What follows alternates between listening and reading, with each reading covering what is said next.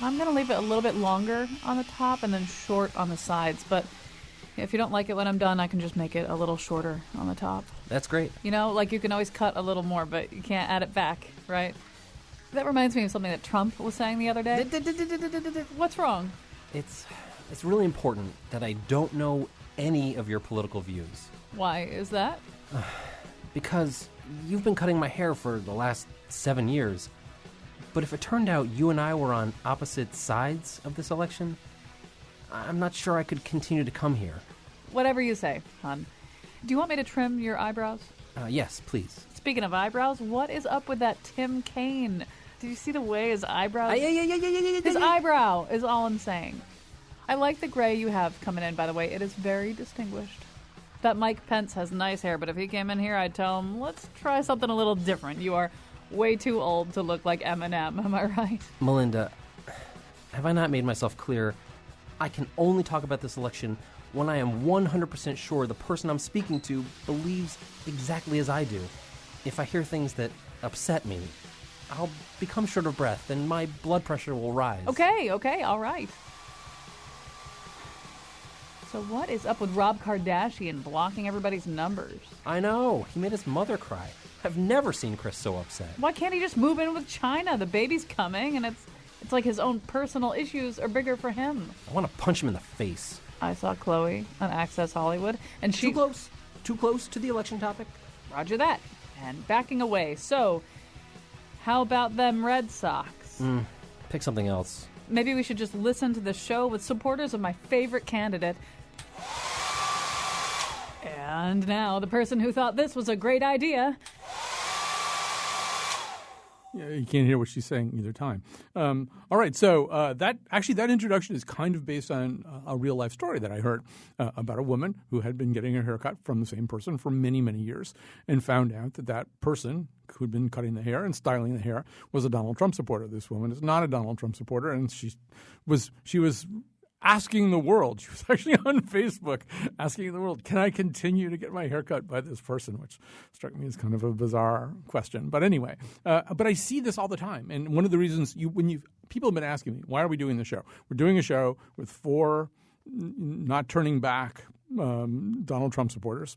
So there's a lot of people on Facebook who know that I am not a Donald Trump supporter and who listen to this show to hear a certain kind of content and say, well, why are you doing this? And, I have a lot of answers to that question, but I'll give you the easiest one. The easiest one is that let's say the election goes pretty much the way I think it's going to go. And so Donald Trump gets maybe, 40% of the vote.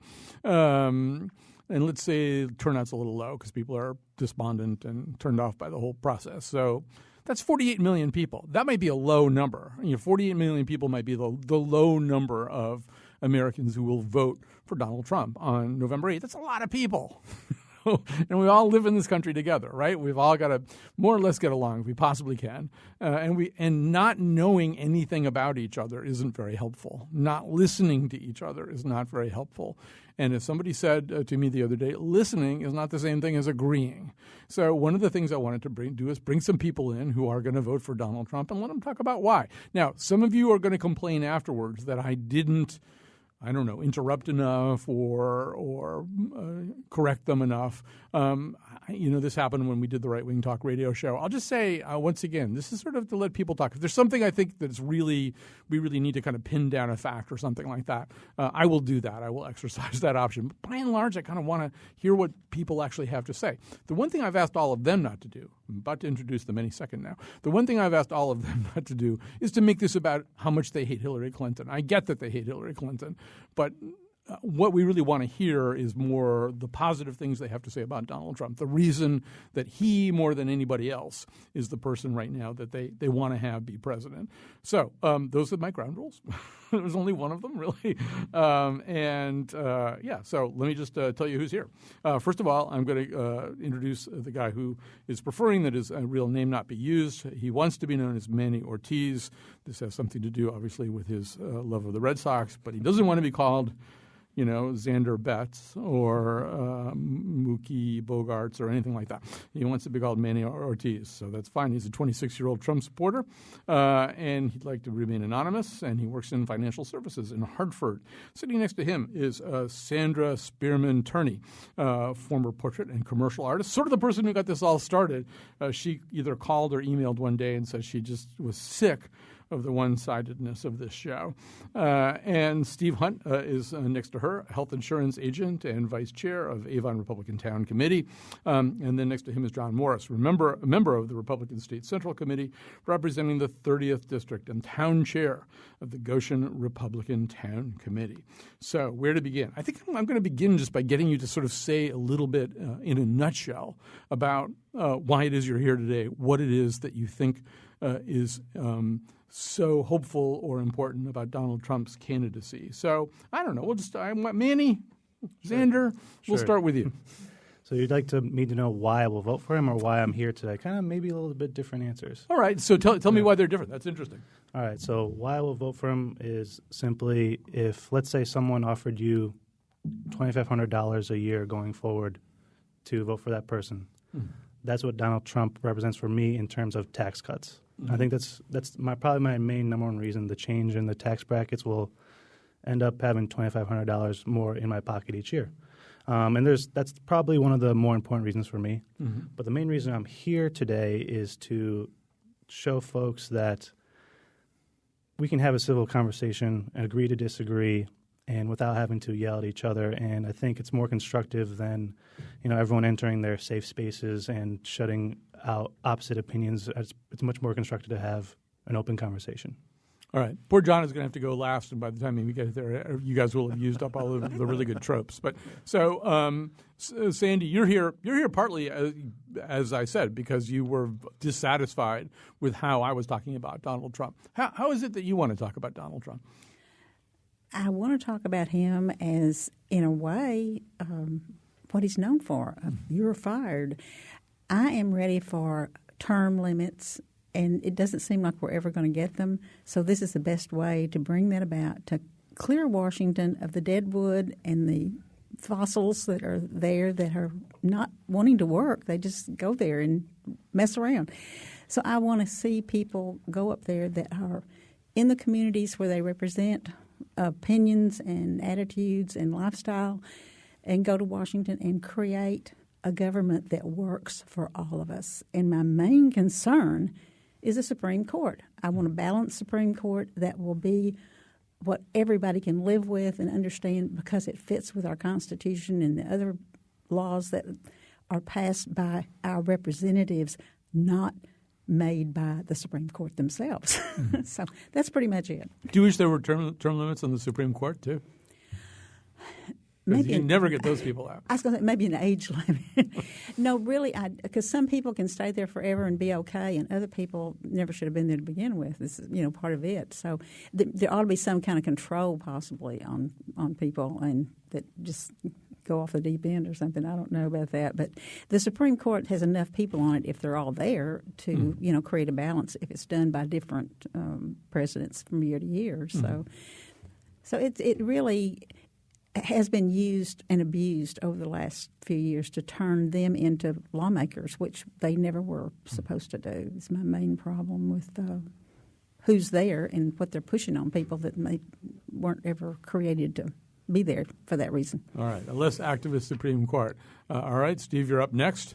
Big thing that I want to point out is America has sort of lost its way. We were originally a manufacturing powerhouse. We were people that built the world. We won World War II largely because we could outproduce the Axis powers. We don't make things anymore. Our economy is built more around paper, inflated wealth, created, currency manipulations and bets based upon derivative models, which are based upon bundles of. Donald Trump is talking about something that I think people should have been talking about for a while, which is bringing manufacturing back, restoring trade balance. We talk about improving the inner cities. You're never going to improve the inner cities unless you come up with a way to employ low-educated, blue-collar workers in such a way as that they can get ahead. If it's only going to be working at a low-paying retail job or something like that, we're never going to switch those communities around. Donald Trump has made it a point to go into the inner cities and talk about turning them around. So I think what we need to do in this country is get back to where we started. And I think Donald Trump's the man to do it. How do you think he's going to do it? In other words, how it's obviously manufacturing left the country for a lot of different reasons, just including the incredibly cheap labor markets overseas, raw materials, low production costs. I mean, how do you think he can change all that? It seems like that's kind of an inflexible trend. Well, you certainly brought up a lot of good points. Yes, the world is in a state of imbalance. And because America and the West in general, and by the West I mean Western Europe, Canada, what we would commonly refer to as the first world, certainly the standard of living is so much higher here that the cost of labor also is so much higher. But we also have considerable advantages that other countries don't have. We have the U.S. dollar, first and foremost. We have the most stable currency. We are the world's reserve currency. We have stable energy production now. For the first time in my lifetime, we don't have to be dependent upon foreign oil. But yet we've got two contrasting opinions on that. One opinion is we want to produce as much oil as we can. We want to produce as much energy as we can. We want to make ourselves self-sufficient. And the other opinion is, oh, no, let's hold that stuff down and so forth and so on. We also need to straighten out various things that aren't – Donald Trump, for example, pointed out that many countries employ what they call a VAT, or a value-added tax, which is a nice way of saying national sales tax. What happens is when our goods are sold in their country, you have to inflate the cost by 10, sometimes 20, 25%. When their goods are sold in our country, it works the opposite because we base everything rather around income. So changing some of these rules just to create a level playing field may not completely solve the problem, but it'll certainly help with the problem. And most importantly, you need a competitive corporate rate. It doesn't make any sense whatsoever. Nobody is going to realize their earnings at 30 or 40% when you could realize your earnings in Ireland at 12.5% and put the money in your pocket. So what we have to do is realize that we have to compete for capital. Capital can go wherever it wants, especially if capital is largely based around electronic numbers. All right. So, John, I'm sure you still got a few ideas left that haven't been voiced. Yes, I certainly have a few ideas.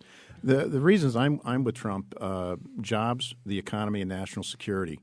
I haven't exactly figured out what the Trump tax plan will do for me, but I do know that when you lower taxes, particularly when he wants to lower the corporate tax, which is the highest tax, I think we have the highest corporate tax rate in the world, will certainly bring and give incentive for companies to come into the United States, come back to the United States, and have those we see, I think, a pretty good increase in those revenues, which will allow them to create additional jobs.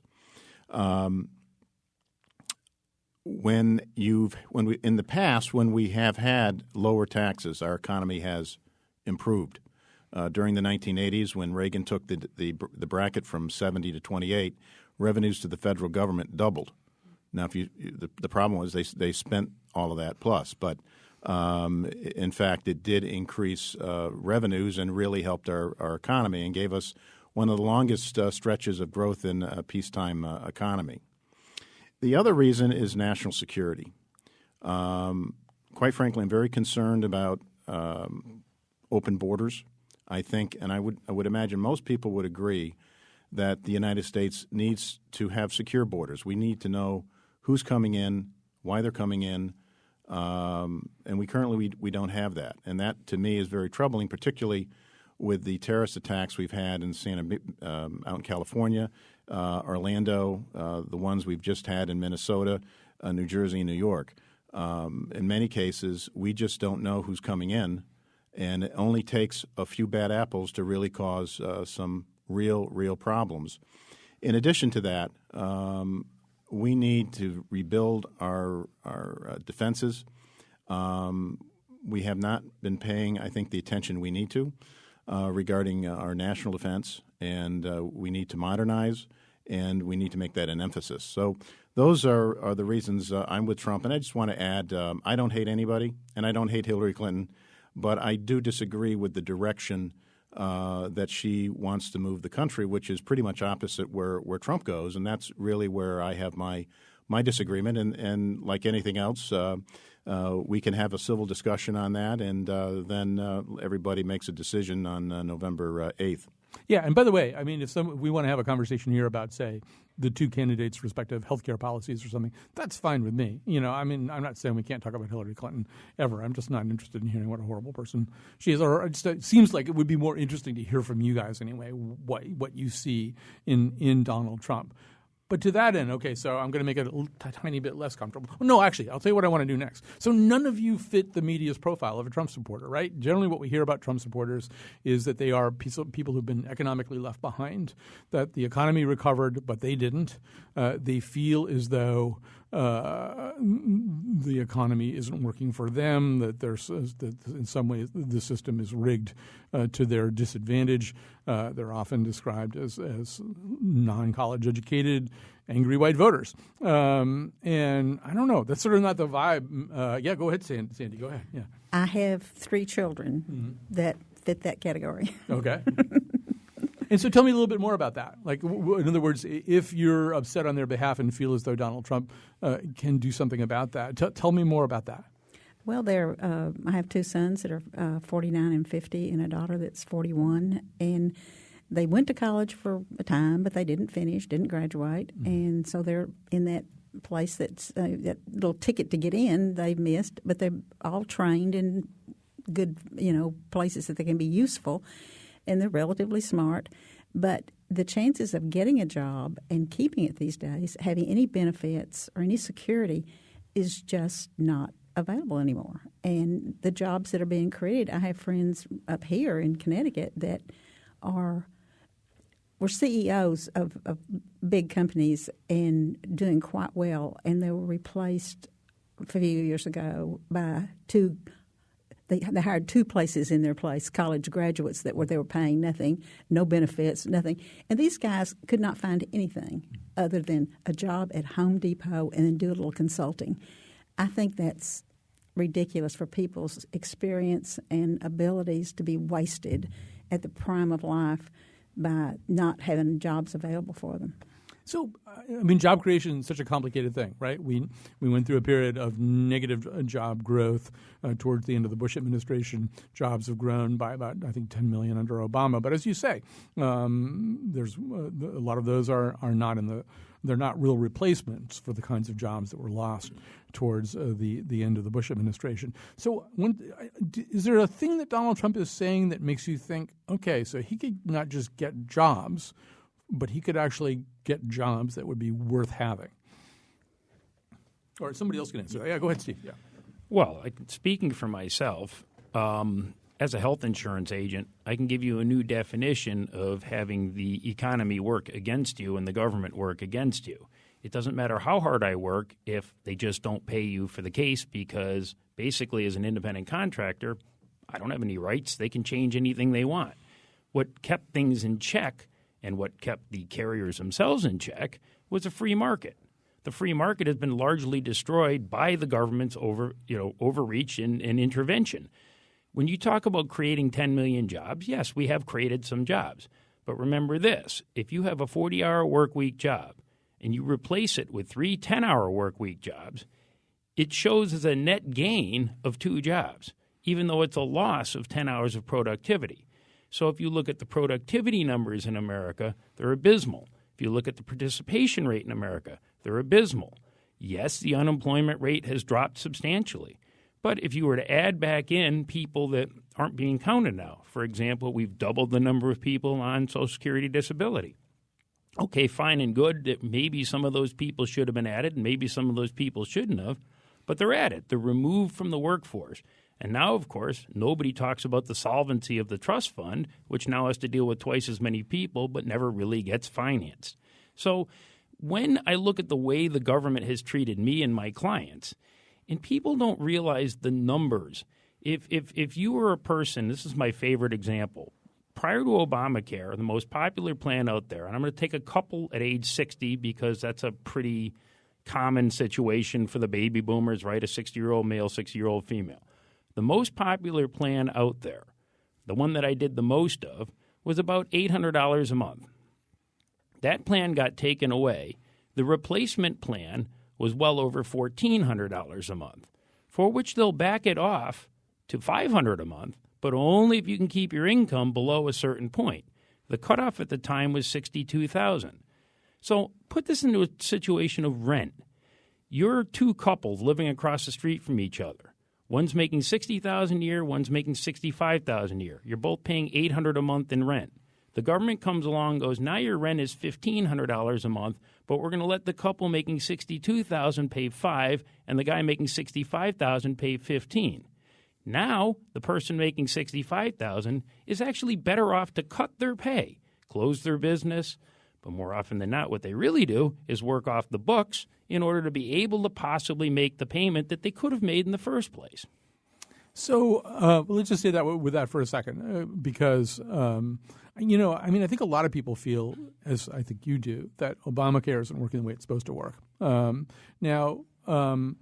And as I look at the two candidates, and I know that you're going to hate this idea, but one of the things that Clinton has started to talk about is the public option, which is not single payer, but just a public option, which to me, it probably is going to screw up your business. To me, the problem is, the premiums are too high. The premiums are way too high on exactly the kind of person that you just described. And to become eligible for a government subsidy, well, you got to do something to become. They're not going to just subsidize everybody. So, as you say, they base it on income. But it seems to me that we haven't done two things. We haven't controlled costs, and we haven't, and we've sort of allowed the big insurance companies to dictate the terms of what Obamacare was going to be. They said, well, in order to do that, we're going to have a mandate. In order to even do stuff about pre-existing conditions or keeping people on their family policies till they're 26, you got to do something for us. You got to get everybody into the pool, and so that's the way the rules were written. And now they're kind of saying they can't do it. Or without jacking up premiums or pulling out of exchanges.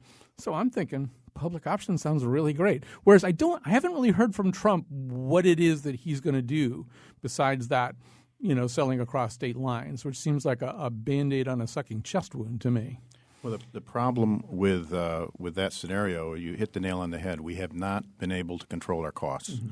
And it doesn't matter whether it's a public option, a private option. If you cannot find a way of controlling your costs, you're in the same boat. The Canadian system, they cut costs. You don't get the care until they have more money in it. What we need to do is introduce competition, and we need to have a constituency per se that is much more cost conscious. When someone else is paying the bill, you don't really care so much. When you're paying the bill, you do care. And I can give you some personal examples on prescriptions. I was given a prescription that I found out, the doctor had no idea, and that's the other thing. Doctors really don't know how much this stuff costs until you can go back to them. But it was, $700 a month, something like that. And I said, well, I'm not doing this.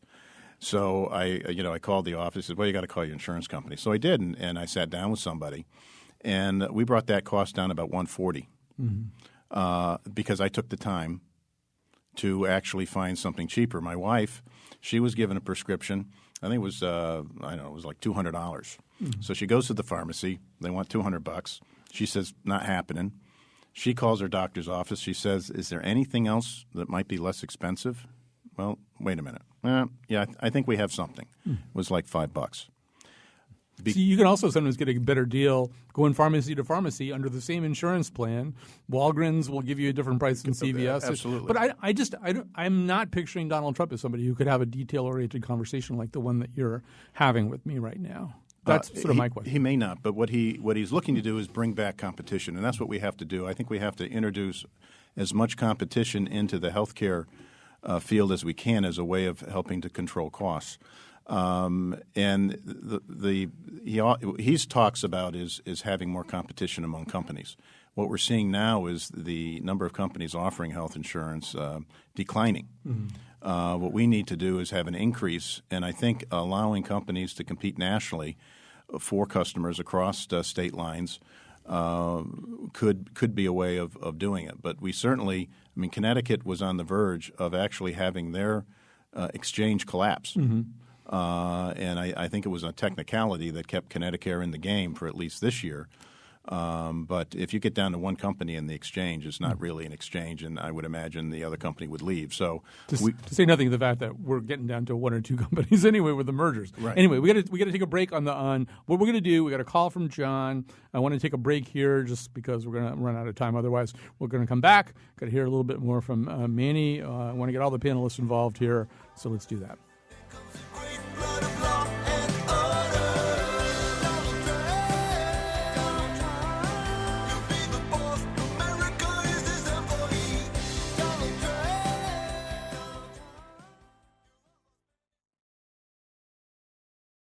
All right, we're back. We're talking to four people who are in it for Trump all the way to November 8th, they say. With us in studio, Manny, who's 26 years old, not able to use his real name about this. We'll talk about that in just a second. Also, Steve Hunt, health insurance agent and vice chair of the Avon Republican Town Committee. Sandra Spearman-Turney, a former portrait and commercial artist. And John Morris, a member of the Republican State Central Committee, representing the 30th District and the town chair of the Goshen Republican Town Committee. So, Manny, I want to talk about this. I want to talk to all of you about this, but sure. You're not comfortable using your name. Is that because there's here in Connecticut, it's a blue state, there's a stigma if people know you're a Trump supporter?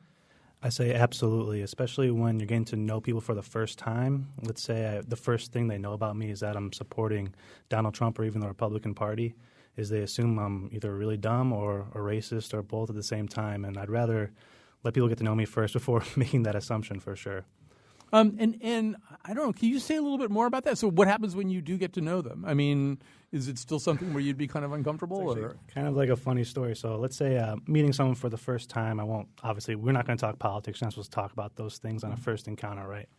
But after getting to know someone, maybe a few times hanging out, they say, hey, you want to become Facebook friends? I have to say, well, I have to tell you a secret. I'm like, what is it? What is it? It's a big deal. And I say, I'm a Republican. I'm voting for Donald Trump. And they're like, oh, my God, I can't believe it. But at that time, they know who I am. They know I'm not a bad person. So they kind of like get over it. And then as time goes on, obviously, as you get more comfortable speaking with someone, you're able to talk about more serious subject matter. And you can have a nice discussion. And it usually remains pretty civil. Sometimes it gets heated, obviously, as politics can.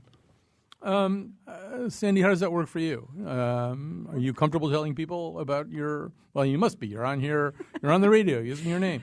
Well, unfortunately, I am only a year away from being 80, so that gives me a place in life that I get excused for a lot of things. I'm in my second childhood. But the thing is, I make my friends where I want to make friends and do business where I want to do business because I'm not, in the job market or tied to – I don't even have family up here. So I choose, in my case, Christian friends that agree with me, and all of my friends on Facebook are wonderful. I only have 2 classmates from the class of 60 that I was going to say 600 people that are, dyed-in-the-wool Hillary supporters, and so we send little messages from Franklin Graham to them, hoping to win them over. Can you get along with those folks pretty well, though? I mean, does he get angry? The issue, one of the issues for the Supreme Court in particular, is that this thing with abortion has been a problem since probably the beginning of time, because first-century Christians were even dealing with it, I think, with the people they were slaves to, or maybe. But the people that are in this today for a money-making thing, it seems like, and this newest twist on letting a child come into the birth canal and then be killed before it takes its first breath, I can't imagine anybody going along with that. And that's what seems to be the latest, greatest phase of abortion. And frankly, I can't, that's abhorrent to me. I can't imagine. Could you go with safe, legal, and rare? That's why the Supreme Court, it does play a part in it. There are times, sometimes, I think when a 12-year-old or a 10-year-old or now even an 8-year-old can be raped because of our hormones in our food. Our children are developing that early. What they used to do is a DNC. Before, they didn't do a test first. They just went ahead and did a DNC when somebody had been raped. And that way, nobody knew if she was pregnant or not. And I honestly believe for underage children, in some cases like that, that's perfectly legitimate. All right. I don't want to get bogged down in the abortion debate. No, That's like a separate show. I'm just saying that there is a difference in the Supreme Court. Usually is the entity that makes the difference of what's allowable and what's not. So, Steve Hunt, I did have a whole bunch of people on Facebook saying, I just can't even listen to these people. I can't not listen to them. Do you run into that a lot? I mean, people who just sort of can't deal with the fact that you're a Trump supporter? You run into it sometimes. We had this funny little thing in America called the First Amendment, and the First Amendment basically gives you the right to have an opinion. You may not agree with my opinion. I may not agree with their opinion, but you have opinions. When we're afraid to stand up for the person that we want, whether it's the media or society in general makes a person not be willing to express their support for their candidate, we've lost what it is that all of us fought and died for. Mm-hmm. It's supposed to be disagreements. It doesn't have to be angry. I don't hate people that want to vote for Hillary Clinton. That's their right to vote for them. I understand where they're at. I feel a little sorry for some of the Bernie Sanders people who kind of got, let's just say, pushed aside in the deal. But did you like Bernie? A lot of Trump supporters. I talked to Trump supporters at Trump rallies who said their second favorite candidate in this race, including all of the Republican possibilities, all 16 of them, was still after Trump. It was Bernie. Well, it wasn't my second favorite, but on Bernie Sanders, I would say this: I would not have voted for Bernie Sanders, but I would have voted against him for political reasons. He believes in socialism. I don't. That's okay. That's his way of looking at it. What I liked about Bernie Sanders is that for 40 years he never made any apologies about the fact that he was a socialist. He was a nice guy. His people deserve the right to have their candidate up, just like the Republicans deserve the right to have theirs. May have been the right choice, may have been the wrong choice, but at least it was a choice. Personally, I originally was going to go for Rubio, but Rubio didn't win. So I went with the candidate that was nominated because the collective will of all of the people within our party is greater than anything that I can ever come up with myself. John, how about you? I think you're going to say the same kind of thing, right? Well, not really. Okay. Not really. First of all, I was for Rubio. Rubio was my first choice too. But the Connecticut Republican primary had a tremendous turnout, and 58% of the Republicans who voted wanted Donald Trump. So he's our guy. And I base my decisions on policy, and I think one of the disappointments in a lot of campaigns is that we get on personalities and we don't really get on where do they want to take us. And that's one of the reasons why I am with Trump, because I believe his ideas are better than Hillary's. Now, as far as opposition and things like that, the amazing thing, I ran a booth, Republican booth at the Goshen Fair for 3 days, and it was all Trump all 3 days. They cleaned us out of everything. Every age group, every income group. I mean, it was just the enthusiasm was absolutely hard to believe, actually. I've never seen any candidate any time have that type of enthusiasm. And we even had teenagers coming up. We had these Trump signs, and they were walking up and down the Midway with these signs, very, very proud to be with Trump, which also kind of surprised me. And this is what I'm hearing at other fairs. In the Brooklyn Fair that was before ours, 700 Trump signs flew out the tent, so to speak. Let me ask you this, though. I mean, pretend I'm Paul Ryan for a second. As you know, over the last few days, Paul Ryan has said he's not going to defend Trump anymore. He's going to work on House and Senate races, and he's not going to defend Trump anymore. Obviously, he's not alone. A lot of other high-ranking office holders and well-respected Republicans like John McCain said they're out, they're done, that's it. So if I were Paul Ryan, what would you say to me right now? I would basically say, one, I'm disappointed. Two, when you take a look at issues, Paul Ryan and Donald Trump have much more where they agree than they don't agree. I mean, they both want to lower taxes. They both want to secure the border. They both want a strong national defense. All of those things they agree on. So I'm somewhat disappointed that he would do what he's doing what he's doing, because this election there are two stark directions that the candidates want to take us. I believe that the direction Donald Trump with lower taxes, secure border, strong national defense, and those types of things, and on the Supreme Court he wants to appoint people like Justice Scalia. which I think would be very, very good. Hillary Clinton wants to go the other way. The personalities, we're not going to get into that today, but I think he's making decisions on personality and not really on policy. So Sandy's dying to talk to Paul Ryan. All right, I'm Paul Ryan. Talk to me. Well, to me, where we are for years, and I've been around a long time, the Republican and the Democratic Party, I can't tell one difference. And where we have people jumping ship and changing right now, obviously there is no difference because people are – it's a matter of a club in Washington that has got their own thing going, and they don't want anybody else there to bother them. And I think it's the wonderful thing about having Trump and the division it's causing and this ridiculous thing that's come up from a creation of Billy Bush created this illusion of this man being so horrible by enticing him into a situation. He encouraged him. He insisted that he hug the woman there. I mean, he's been talking about running for. But before the hugging, he did say all those things, right? He did say all those things. Nobody made him do that. But all those things didn't hurt anybody.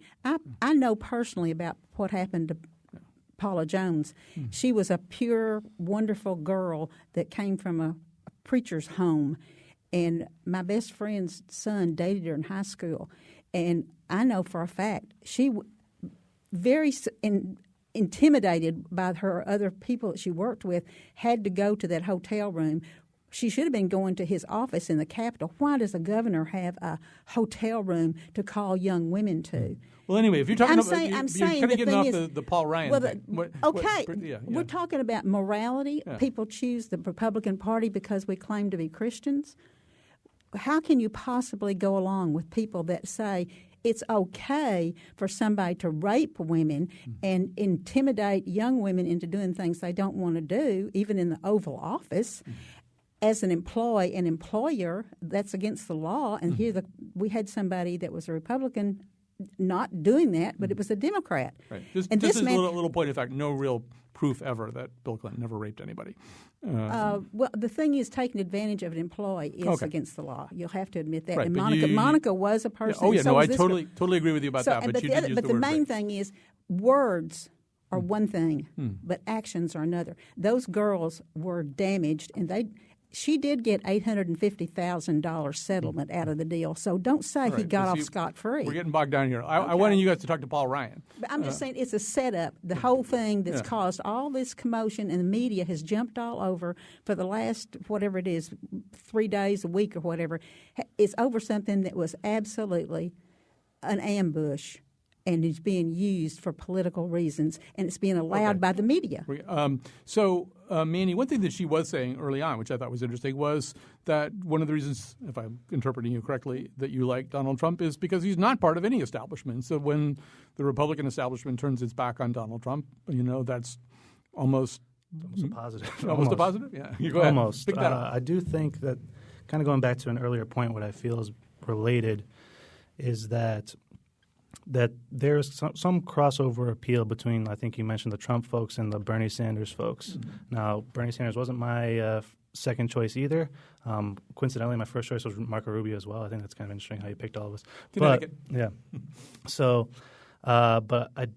when you say something like that, that reminds me of the situation that my father's in. And he doesn't mind me talking about this. My father, Union Democrat, been a Democrat his whole life. Today he fits the bill of the type of person that you check off every single tick mark you want: older, white, male, uneducated, the typical Trump supporter. And who he voted for in the primary was Bernie Sanders. Mm-hmm. So growing up that way in a blue collar household, I definitely do understand some of the frustrations going on with, you can say, middle America, middle class America. They feel like there's finally a candidate who's actually speaking to their issues rather than some issues that maybe the day-to-day just don't affect them. So I totally sympathize with that point of view for sure. Yeah, go ahead. You've been tapping those hands together, Steve. I can tell you got something to say. Well, did you ever wonder why, regardless of who wins, things don't ever really seem to change? They all sort of stay kind of along where it is. They might lurch one way or lurch another way, but they don't really alter. My friend Bill Curry says there's two parties in America, incumbents and challengers. Okay, that's one way to say it. But it's even more than that, because you've got the government itself, which is, for all intents and purposes, become an aristocracy. They're not subject to the laws of everyone else. They can't be fired. They can't be, just at this point, prosecuted in half the time. They get taken care of for the rest of their life. All they got to do is basically toe the line and move along. And this spans both parties, because the first thing that both parties decide to do is make damn good and sure they're taken care of. Earlier you mentioned a public option. And if you don't mind, I'd like to use that as part of my example. Sure. The so-called Medicare for all. All right, I'll go with it. I will. I'll go with your Medicare for all theory. But I have two conditions. First condition is all means all. So I expect that you'll be stripping all federal, state, county, and municipal retiree contracts, including current retirees, all members of government, their staff, their family, the president on downward, everybody, and replacing it with Medicare in its current form, what you qualify for at 65 or after 2 years of disability on Social Security. I don't care about union deals. I don't want to hear about a deal as a deal or nothing, because none of that held true when I liked my plan and couldn't keep it. So if we're willing to move everybody initially that way, and then secondly, make Medicare fiscally solvent following the exact same rules that you force all of the insurance companies to follow, that is, no more unfunded liabilities at all. You have to physically reserve the money to pay for it. You would suddenly see that your public option becomes a shell of what it is. You could never do it. It's so far in the hole, it's for all intents and purposes a Ponzi scheme now. No, the government takes care of the government first and foremost.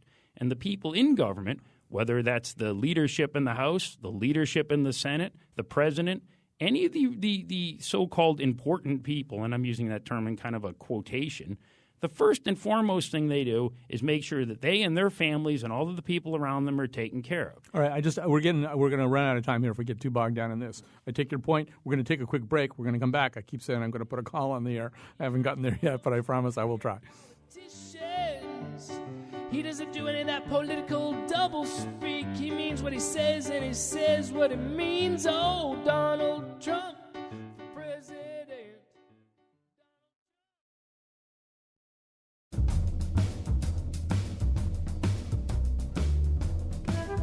Is there anything we can all agree on? Extreme vetting for clowns? I mean, most of them are nice, but some hate our way of life.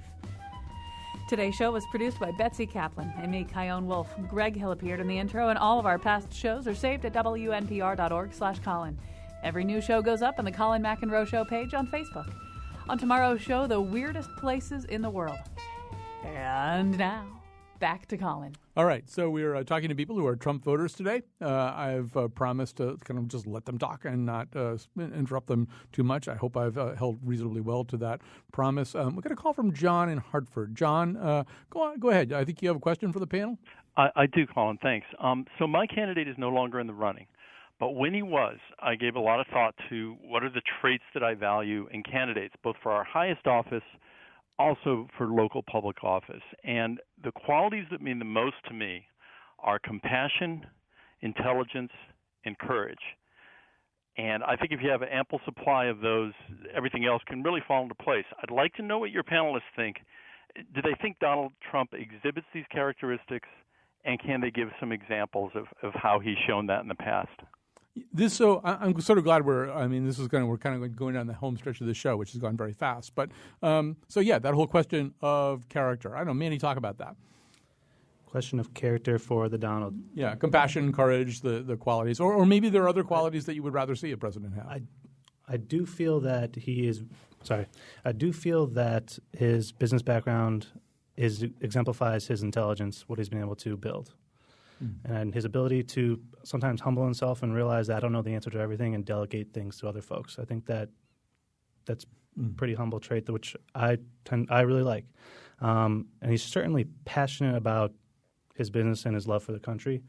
Are you bothered by some of the things that bother people are he doesn't seem to have a lot of compassion for certain groups. He's still say denigrating things about them. Does that? Yeah, I could say something to that, sure. and that is Donald Trump, which a lot of people don't know, is a very generous man. He has given millions of dollars to a variety of charities and organizations, and I believe it was the president, I don't know if it was Liberty University, went on and talked about the people that he helped. You got to read some of the reporting of David Farenthold on this. I mean, he really hasn't given any money to anybody, but go ahead. Well, that's not according to the president of Liberty University. Did it come from the Trump Foundation? No, it came from Trump. Yeah. And, they had the same rap on Mitt Romney. Mitt Romney gave millions of dollars away. He never talked about it.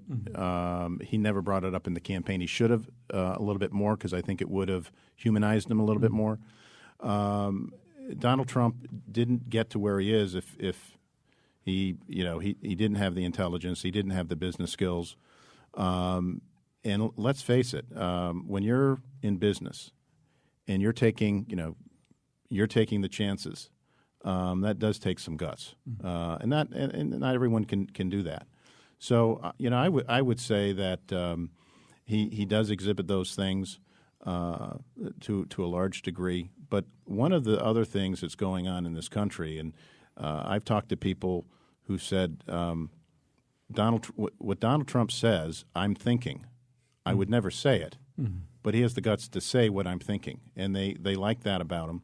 65 to 70% of the American people are saying they want the country to go in a different direction, and they're not happy with the status quo. They don't feel listened to, and I think that's where Bernie Sanders and also Donald Trump have got supporters, because many people just feel that many of our elected officials just don't listen to us and don't care. But, Steve, some people would say, well, the reason that he's saying things that other people are thinking that they don't say is that these things are unkind, they're unpalatable, they're unkind to Mexicans, they're unkind to Muslims, they're unkind to women, that he's not a kind person. And that really – okay, Sandy really wants to talk about that. The things that you repeat, and not just you, but almost every single person that comes on the air on this station, which is, even if it's infinitesimal, we have taxpayers' money this is public radio. I have never heard a quote from him about the Latin people or the Muslims that was in context. Not once. Have I ever heard you put it in context? He said Muslims can be a problem. He did not say keep every Muslim out. He said every Muslim needs to be vetted. Yes, every single one. Well, to be fair, he said multiple positions on that, including keep every Muslim out. But mostly he has, I was going to say, mostly he has put it in context. The day about the Mexicans, someone had just been raped by somebody in California. He gave that as an example. And he said, but of course, they're good, hardworking people. I've never heard the rest of that quotation on the air. These next few weeks before the election, I want to hear his words in context and not what you think he said or what you want to think he said and what you want other people to believe, because those are lies. Those are lies. I did promise not to argue with you. I'm not going to argue with you right now. So, Steve, but what about that? Some of the things that he says strike people as very dark, as very hostile. Okay, some of the things he says might strike people as very hostile. He wants to build a wall on the Mexican border. Mexico has quite a substantial wall on their southern border. Most countries fortify their borders. Any nation that doesn't fortify their borders is asking for a problem. How about when he said a Mexican judge couldn't judge him fairly? A Mexican judge couldn't judge him fairly, I wouldn't think would be the most – it wouldn't be the position that I would take, because a Mexican judge could judge him fairly, but there certainly could be the appearance of bias. If you're a black man in a court, many black man has said that they weren't judged fairly by a white judge. All right, that doesn't mean that the judge can't judge them fairly, just that's the appearance that guy, that's how he felt. All right, we're going to have to wrap here. Thanks to Steve, to John, to Manny, to Sandy.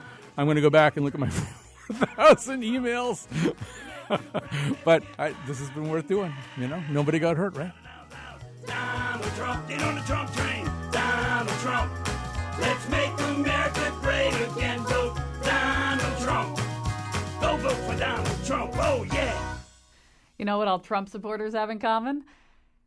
I don't know. They're all complex human beings with various priorities and opinions about how the world should function in an increasingly chaotic 21st century world. And they're glad this show is over.